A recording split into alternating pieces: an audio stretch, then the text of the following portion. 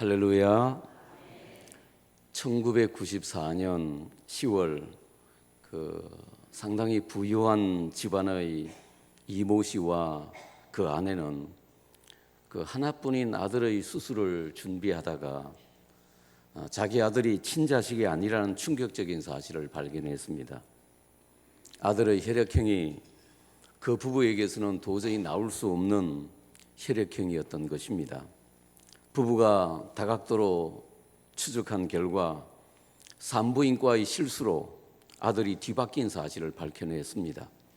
이와 반대로 김 씨 부부는 가난했지만 그의 아들 김군은 고등학교 내내 전교 수석을 놓치지 않았고 이미 서울대학에도 합격해놓은 집안의 희망이었습니다.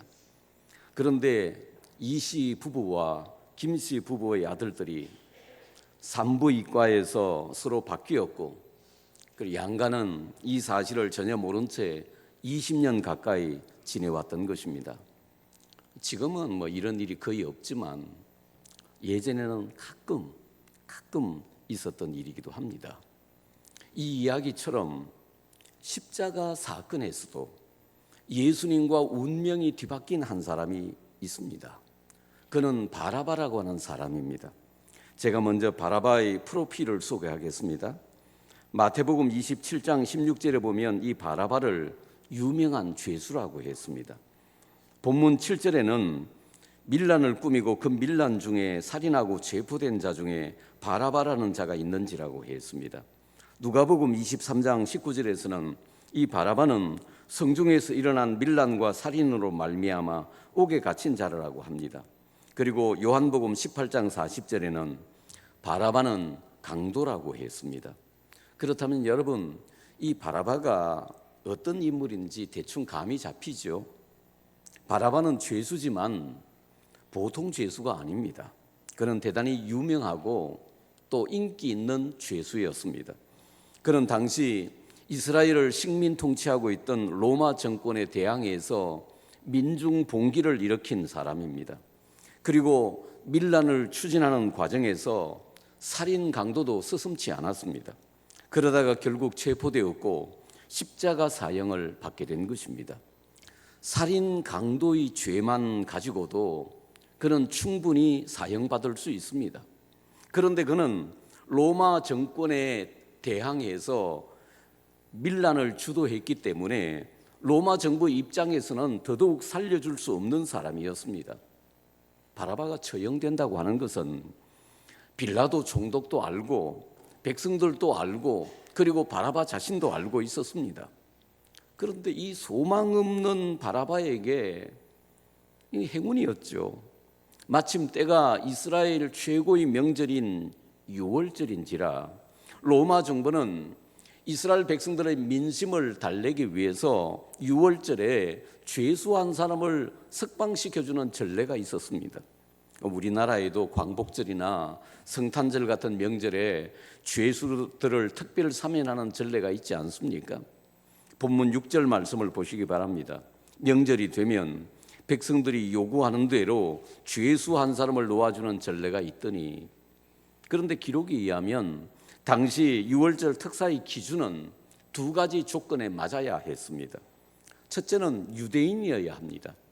유대인만이 특별 사면의 혜택을 받을 수 있었습니다. 두 번째는 정치범이어야 합니다. 일반 잡범은 여기에 해당되지 않습니다. 이 유월절 특사의 조건에 해당되는 사람이 두 사람이 있었습니다. 하나는 바라바였고 또 한 분은 예수님이셨습니다. 수많은 유대인들이 광장에 모여 있는데 유월절 특사를 결정하기 위해서 총독 빌라도가 등장했습니다. 빌라도는 바라바와 예수 중에서 바라바는 버리고 은근히 예수님을 유월절 특사로 석방하겠다는 보관을 가지고 있었습니다. 그것은 예수님을 신문해 본 결과 예수님은 죄 없는 분이심을 알았기 때문입니다. 10절에 보면 이는 그가 대제사장들이 시기로 예수를 넘겨준 줄 알미르라고 했습니다. 뿐만 아니라 마태복음 27장 19절에 보면 그의 아내 클라우디오가 이 빌라도의 아내의 이름이 클라우디오인데 이 사람이 약간 신기가 있는 약간 영적인 사람으로 알려져 있습니다. 이 클라우디오가 사람을 빌라도에게 보내서 저 옳은 사람에게 예수님을 가리켜 하는 말이죠. 아무 상관도 하지 마옵소서. 오늘 꿈에 내가 그 사람을 인하여 애를 많이 태웠나이다라고 예수를 건드리지 말라고 전하는 것입니다. 그래서 빌라도는 심중에 예수님을 유월절 특사로 석방하기로 마음을 굳히고 있었습니다. 그리고 더더욱 놓아줄 수가 없었던 것은 그가 아무리 유명하다고 해도 그는 명백히 살인 강도의 죄를 저질러 실정법을 어겼고 무엇보다도 로마 정부 입장에서는 눈의 가시와 같은 존재였기 때문입니다. 빌라도가 이런 보관을 가지고 군중들 앞에서 그들의 의견을 묻습니다. 내가 유월절 특사로 누구를 놓아주기를 원하느냐? 이렇게 말했습니다. 유대인의 왕을, 예수를 가리킵니다. 유대인의 왕을 너희에게 놓아주기를 원하느냐? 빌라도는 항상 예수님을 유대인의 왕이라고 불렀습니다. 그러나 일은 빌라도의 의도와 계획대로 되지 않았습니다. 당연히 백성들이 예수를 놓아달라고 요구할 줄 알았는데 대제사장의 사주와 충동을 받은 무리들은 도리어 바라바를 놓아달라고 소리치는 게 아니겠습니까? 그들의 소리는 걷잡을 수 없이 커져갔습니다. 빌라도로서도 어쩔 수가 없었습니다. 잘못했다가는 이거 밀란이 나거나 총독의 자리조차 위태로울 수 있는 지경이었습니다. 그래서 15절에 보면 빌라도가 무리에게 만족을 주고자 하여 바라바는 놓아주고 예수는 채찍질하고 십자가에 못 박히게 넘겨주니라고 했습니다. 당연히 죄 없는 예수님이 석방되어야 하는데 예수님은 십자가에 못 박히고 대신 죄인 바라바가 석방된 것입니다. 왜 죄 없으신 예수님은 처형되고 죄인 바라바는 풀려났을까요? 예수님과 바라바가 뒤바뀐 사건을 통해서 우리가 깨달을 수 있는 교훈은 무엇입니까? 첫째로 군중심리의 위험성. 물론 빌라도의 재판은 역사상 가장 부당하고 불공정한 재판이었습니다.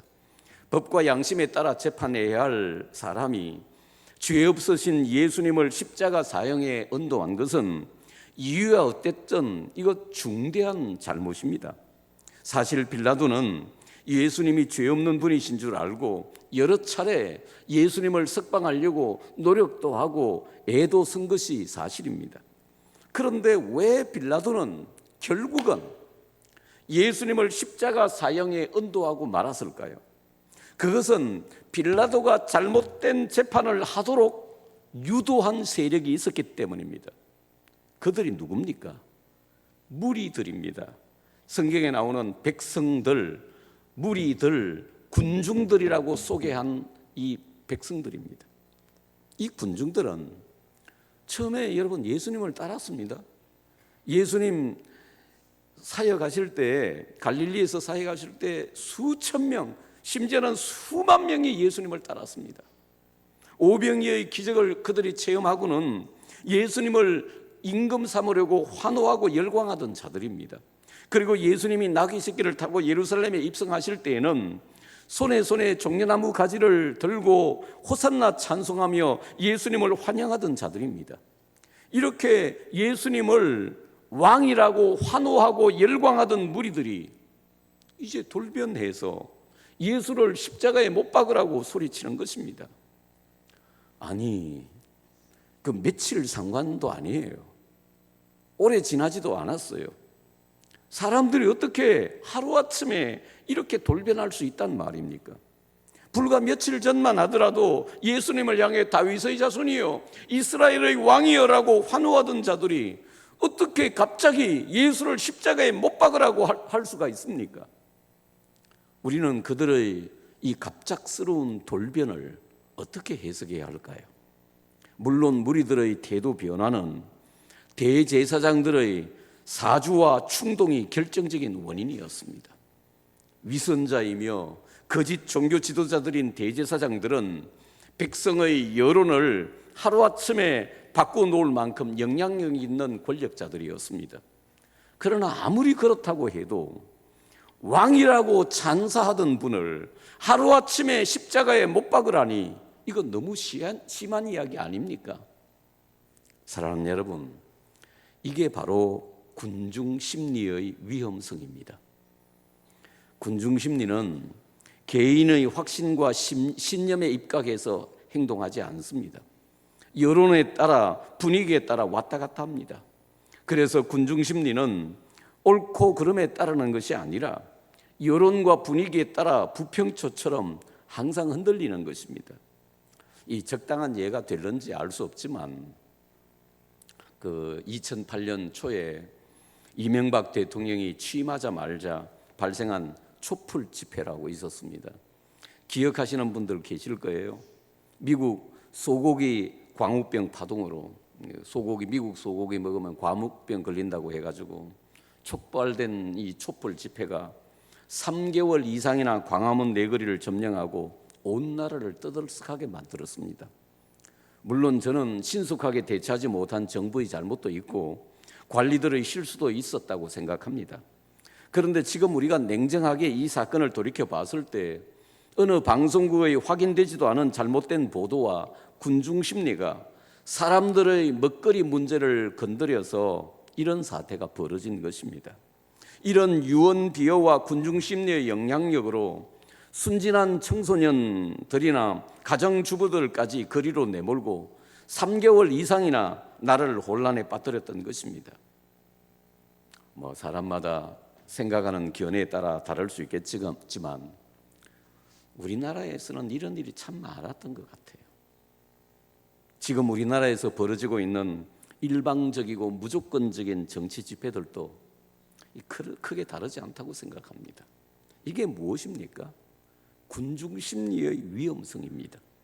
개인적인 분명한 확신이 없으면 사람은 여론과 분위기에 따라 왔다 갔다 할 수밖에 없는 것입니다. 당신은 어떻습니까? 당신은 이런 군중심리의 영향으로 왔다 갔다 해본 적이 없습니까? 더 나아가 군중심리의 영향으로 죄 없는 사람을 비방하며 정죄해 본 적은 없습니까? 군중심리에 휩쓸려서 사람들을 왕따시키거나 매장시켜 본 적은 없습니까? 사랑하는 여러분, 우린 다 연약한 인간들입니다. 우리가 100% 군중과 여론의 영향을 받지 않기란 사실상 불가능에 가까울 겁니다. 군중심리가 얼마나 위험한고 하면 군중심리는 옳고 그름을, 선과 악을 분별하지 않습니다. 따지지도 않습니다. 군중심리는 사람의 감정을 자극해서 이성적이고 정상적인 사고를 못하게 합니다. 그리고 군중심리는 사람을 성난 멧돼지처럼 흥분시키고 열광시켜서 앞으로만 돌진하게 합니다. 결국 나도 모르는 새에 그 거대한 군중심리의 홍수 속에 휘말려 들어가 그들과 같이 주먹을 휘두르며 소리치는 것입니다. 그래서 군중심리는 법과 진리도 무너뜨리고 죄 없는 예수님도 십자가에 못 박을 정도로 위험한 것입니다. 그래서 우리는 여론과 분위기에 따라 왔다 갔다 하는 사람이 아니라 하나님 앞에서 분명한 신앙과 확신을 가지고 선택하고 결정해야 하는 것입니다. 하나님 앞에서, 말씀 앞에서, 나의 양심 앞에서 한 점의 부끄러움도 없는 확신을 가지고 말하고 행동해야 하는 것입니다. 그럴 때 우리는 예수님을 십자가에 못 박으라고 소리치는 백성들의 그 돌변한 군중심리의 위험성을 최소화할 수 있을 것입니다. 둘째로 바라바가 석방된 것은 예수님께서 자신을 바라바와 바꾸었기 때문입니다. 15절 말씀 보세요. 빌라도가 무리에게 만족을 주고자 하여 바라바는 놓아주고 예수는 채찍질하고 십자가에 못 박히게 넘겨주니라. 아무리 백성들의 데모와 소동이 있다고 해도 법과 양심에 따라 공정하게 재판해야 할 빌라도는 너무나 잘못된 판결을 했습니다. 사실 예수님은 유월절 특사가 아니라 무조건 무죄 석방되어야 맞습니다. 그러나 빌라도는 여론에 떠밀려서 죄인 바라바는 특사로 석방하고 죄 없는 예수님은 십자가 사형에 언도하고 말았던 것입니다. 다시 말하면 예수님과 바라바가 바꾸어진 것입니다. 사랑하는 여러분, 구원이 무엇입니까? 구원은 소위 예수님과 내가 바꾸어진 사건입니다. 마땅히 내가 죽어야 할 자리에 예수님이 대신 죽으시고 나는 살아났습니다. 마땅히 죄 지은 내가 채찍맞고 십자가 져야 하는데 죄 없는 예수님께서 내 대신 채찍 맞으시고 십자가 지셨습니다. 마땅히 죄 지은 내가 저주받아야 했는데 예수님이 내 대신 저주받으시고 나는 오히려 축복받았습니다. 이게 구원입니다. 그래서 구원은 거룩한 교환이요, 예수님과 내가 맞바꾸어진 사건인 것입니다. 세상에 가치 없는 사람이 없지만 누가 여러분의 생명을 사형을 앞두고 있는 사형수나 아무런 연고도 없는 거린이나 혹은 암에 걸려 곧 죽을 사람과 바꾸라고 한다면 바꾸겠습니까? 우리는 죽었으면 죽었지 그렇게 못할 겁니다. 그런데 예수님은 자신의 고귀한 생명을 죽음 마땅한 살인 강도 바라바와 바꾸셨습니다. 물론 겉으로 보기에는 빌라도의 재판으로 그렇게 됐지만 이것은 예수님의 선택이요 결정이었습니다. 빌라도가 예수님을 신문할 때 예수님께서 한마디도 변명하지 않자 이상하게 생각하고는 이런 말을 합니다. 내게 말하지 아니하느냐? 내가 너를 노할 권한도 있고 십자가에 못 박을 권한도 있는 줄 알지 못하느냐? 그때 예수님은 위에서 주지 아니하셨더라면 나를 해야 할 권한이 없었으리라고 하셨습니다. 예수님 말씀은 당신이 총독이지만 나를 죽이고 살리는 결정을 할 수 있는 게 아니다. 하나님이 허락하시지 않는다면 아무도 내 생명에 손댈 수 없다는 것입니다. 그리고 예수님은 요한복음 10장 17절과 18절에서 이런 말씀하셨습니다. 아버지께서 나를 사랑하시느니라. 이를 내게서 빼앗는 자가 있는 것이 아니라 내가 스스로 버리노라. 나는 버릴 권세도 있고 다시 얻을 권세도 있으니 이 계명은 내 아버지에게서 받았노라. 주님은 빌라도의 재판 때문에 어쩔 수 없이 십자가에 못 박힌 것이 아니라는 것입니다. 십자가는 예수님의 선택과 결단이라는 것입니다. 바라바의 석방 사건을 놓고 본다면 예수님은 스스로 자신을 바라바와 바꾸신 것입니다. 그래서 죽어 마땅한 죄인 바라바는 살아나고 무죄한 예수님은 십자가에 못 박히신 것입니다. 이제 바라바 입장에서 이 사건을 한번 조명해 보십시다. 바라바는 밀란을 주도하고 살인 강도도 서슴지 않던 흉악범이었습니다. 그는 정치적으로나 법적으로나 자기 양심으로나 사형 외에 다른 방법이 전혀 없었습니다. 자기 자신도 그렇게 생각하고 있었습니다. 그런데 뜻밖에도 그가 6월절 특사로 석방되었습니다. 그를 구금하고 있던 간수가 바라바 석방이라고 외치고는 감옥문을 열어주었을 때 처음에는 이 사람들이 지금 장난치나 하고 생각했을 겁니다. 그런데 그의 석방은 장난이 아니었습니다. 실제였습니다. 그는 영문도 모른 채 이유도 모른 채 죽음에서 살아났고 자유의 몸이 된 것입니다. 그는 자기의 노력과 공로로 구원받은 게 아닙니다. 자기도 모른 채 구원받았어요. 그런데 바라바가 석방되어서 자유의 몸이 되는 순간 자기 대신 죄 없는 한 사람이 십자가를 지고 골고다로 끌려가고 있었습니다. 그분은 예수님이셨습니다. 그는 예수님 때문에 석방되고 구원받은 것입니다. 바라바로서는 절대 이것을 잊어서는 안 됩니다. 기독교 전승에 의하면 나중 바라바는 그리스도인이 됩니다. 그는 멀리서 예수님의 십자가의 죽음을 지켜보았다고 합니다. 그리고 십자가를 바라보는 순간 그의 마음 깊은 곳에서 이런 부르짖음이 터져나왔습니다.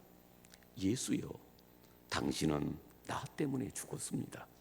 이렇게 해서 그리스도인이 된 바라바는 그 후 만나는 모든 사람들에게 예수는 그리스도라고 평생 복음전하며 살았다고 합니다. 그분은 자신을 나와 바꾸셨습니다. 내가 죽어야 할 자리에 그분이 대신 죽으시고 나는 살아났습니다. 예수님은 나 때문에 죽었습니다. 나는 예수님 때문에 살았습니다. 사랑하는 성도 여러분, 바라바는 누굽니까? 어떤 신학자는 바라바는 가장 상징적인 죄인이라고 했습니다. 또 다른 사람은 바라바는 모든 죄인의 대표적인 표상이라고 했습니다. 그렇습니다. 2000년 전의 바라바만 바라바가 아닙니다. 그는 우리 모두의 상징이며 그림자입니다. 예수님은 우리 죄를 대신해서 십자가 지셨고 우리가 받아야 할 저주와 형벌을 대신 받으셨고 그리고 우리는 구원받았습니다. 그렇다면 우리는 또 하나의 바라바죠. 예수님께서 고귀한 자신의 생명을 쓸모없는 우리와 맞바꾸어 버리신 것입니다. 그리고 죄 때문에 구원의 가능성이 전혀 없던 우리 대신 채찍 맞으시고 우리 대신 신문과 재판을 받으시고 우리 대신 모욕과 멸시를 받으시고 우리 대신 저주와 형벌을 받으시고 마침내 우리 대신 십자가에 못 박혀 죽으신 것입니다. 그리고 뻔뻔하게도 우리는 예수님 때문에 죽지 않고 살았고 예수님 때문에 구원받고 축복받은 것입니다. 그렇다면 사랑하는 여러분, 우리가 바라바 아닙니까? 예수님 때문에 죽음에서 살아난 우리는 그러면 어떻게 살아야 하겠습니까? 1912년 타이타닉호가 침몰하던 날 그 배에는 복음 전도자 존 하프 목사님이 타고 있었습니다. 아주 놀라운 이야기인데요. 배가 빙산과 충돌한 후 서서히 그 거대한 배가 침몰하고 있을 때 그는 6살 난 딸과 함께 얼마든지 구명 보트에 탈 수 있었습니다. 그러나 그는 딸을 여동생에게 맡기고 죽음을 눈앞에 둔 사람들에게 전도하기 위해서 구명 보트에 타지 않고 침몰하고 있는 배 위를 뛰어다니며 사람들에게 예수 믿으라고 소리쳤습니다. 심지어 구명조끼를 입지 않고 있는 한 사람에게 이게 나보다 당신에게 더 필요하다고 하면서 자신이 입고 있던 구명조끼를 벗어주었습니다. 그리고 바닷속에 빠졌어도 이리저리 힘을 다해서 헤엄쳐 다니면서 사람들에게 예수 믿으라고 소리쳤습니다. 존 하프 목사님은 차가운 물속에서 발버둥 치고 있는 어떤 남자에게 외쳤습니다. 당신 구원받았소? 아니요 라고 대답하다 존 하프는 꼭 예수 믿고 구원받으시오라고 외치고는 물속으로 빨려 들어갔습니다. 잠시 후 다시 올라온 하프 목사는 그 남자에게 다그치듯 꼭 예수 믿고 구원받아야 해요 라고 소리치고는 다시 물속으로 들어갔는데 다시는 올라오지 못했습니다. 하프 목사는 그 사람에게 마지막 힘을 다해서 전도하고 하나님 품에 안겼던 것입니다. 4년 후 캐나다 온타리오에서 타이타닉호 생존자 모임이 있었는데 그때 하프 목사로부터 전도받았던 그 사람도 나왔습니다. 그리고 그는 저는 존 하프 목사님이 전도한 마지막 회심자라고 I am the last convert of John Harper라고 간증했습니다. 그는 바닷물 속으로 오르락내리락하며 죽는 순간까지 예수 믿으라고 그렇게 고래고래 소리치던 목사님을 죽어도 잊을 수가 없었습니다. 그리고 자기 발로 교회에 나갔고 구원받았던 것입니다. 그렇다면 그는 어떻게 살아야 하겠습니까? 죽는 순간까지 자기를 위해 전도하다가 영원히 물속에 잠긴 존 하프 목사님의 숭고한 뜻을 따라 믿음으로 살고 영혼 구원하며 살아야 하지 않겠습니까? 사랑하는 여러분, 내가 죽어야 할 자리에 예수님이 내 대신 죽으시고 나는 살아났습니다. 우리는 예수님과 바꾸어진 사람들입니다. 그렇다면 우리는 어떻게 살아야 하겠습니까? 바라바는 어떻게 살아야 하겠습니까? 나를 위해서 죽으신 예수님의 말씀과 뜻에 따라 살아야 마땅하지 않겠습니까? 내 나머지 생애는 예수님 정신으로 사는 것이 맞지 않겠습니까? 우리는 예수님께서 목숨을 바꾸어 주신 고귀한 존재들입니다. 그렇다면 우리도 남은 인생을 예수님의 뜻에 따라 예수를 전하며 예수 이름을 높이며 사는 것이 마땅하지 않겠습니까? 우리가 예창하는 복음성 가운데 왜 날 사랑하나라는 찬양이 있습니다. 그 찬양은 예수님이 날 위해 죽으셨네 라고 하면서 계속해서 왜 날 사랑하나라고 반복하고 있는 노래입니다. 예수님 날 위해 죽으셨네, 왜 날 사랑하나, 겸손히 십자가 지시었네, 왜 날 사랑하나, 그 손과 발 날 위해 찢기셨네, 왜 날 사랑하나, 고난을 당하여 구원했네, 왜 날 사랑하나, 왜 날 사랑하나, 왜 날 사랑하나, 왜 주님 갈보리 가야 했나, 왜 날 사랑하나. 사랑하는 성도 여러분, 고난주간을 시작하면서 우리같이 흉악하고 가치 없는 죄인들을 살리기 위해서 우리와 바꾸어 주신 예수님을 깊이 생각해 보시기 바랍니다. 그리고 내일부터 고난주간 특별 새벽기도회가 열리게 됩니다. 평소 새벽기도 하시지 않는 분들도 이 고난주간 특별 새벽기도회 한번 나와 보십시오. 그리고 말씀 듣고 고난을 묵상하며 우리 십자가 앞으로 나아가 보십시다. 단 며칠이라도, 도저히 죽어도 못 나오는 사람이라도 단 며칠이라도 나와 보십시오. 죽어야 한다면 죄 지은 내가 죽어야 하는데 내 대신 예수님이 죽으시고 나는 살아났습니다. 도대체 이런 일이 어디 있느냐고요. 예수님께서 우리를 자신과 바꾸어 버리신 것입니다. 그렇다면 바라바의 고백과 부르짖음은 오늘 우리의 고백과 부르짖음이어야 합니다. 예수여, 당신은 당신 자신과 나를 바꾸셨습니다. 그래서 당신은 죽었고 나는 살았습니다. 당신은 나 때문에 죽었습니다. 그리고 나는 당신 때문에 살아났습니다. 사랑하는 여러분, 왜 예수님은 이토록 우리를 사랑하셨을까요? 왜 예수님은 자격도 안 되고 죽어마땅한 우리를 자신과 맞바꾸셨을까요? 죄 많은 나를 살리기 위해 거룩한 몸을 십자가에 던지신 주님의 숭고한 희생 앞에서 이제 우리가 일어나야 할 차례입니다.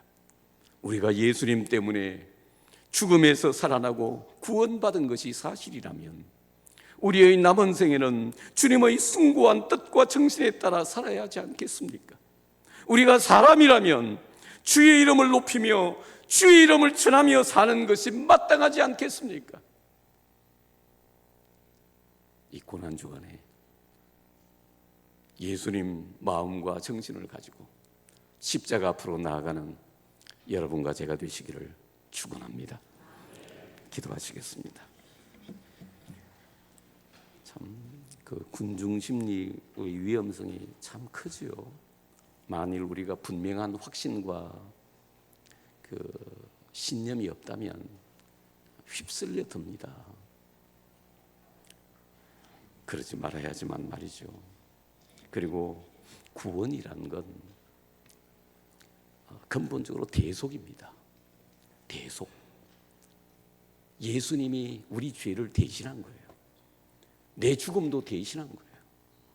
그리고 나는 살아났습니다.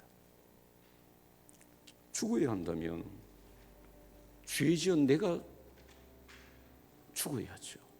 그래야 억울할 게 없죠. 그런데 나는 살았고 보니까 예수님이 내 대신 죽어 있는 거예요. 내가 채찍에 맞아야 하는데 예수님이 대신 채찍에 맞으시고, 내가 저주받아야 하는데 예수님이 내 대신 저주받으시고, 내가 신문받고 재판받고 끌려가야 하는데 예수님이 대신 신문받고 재판받으셨습니다. 그 죄 없는 분이 말이죠. 이렇게 거룩한 교환, 바뀌어진 우리,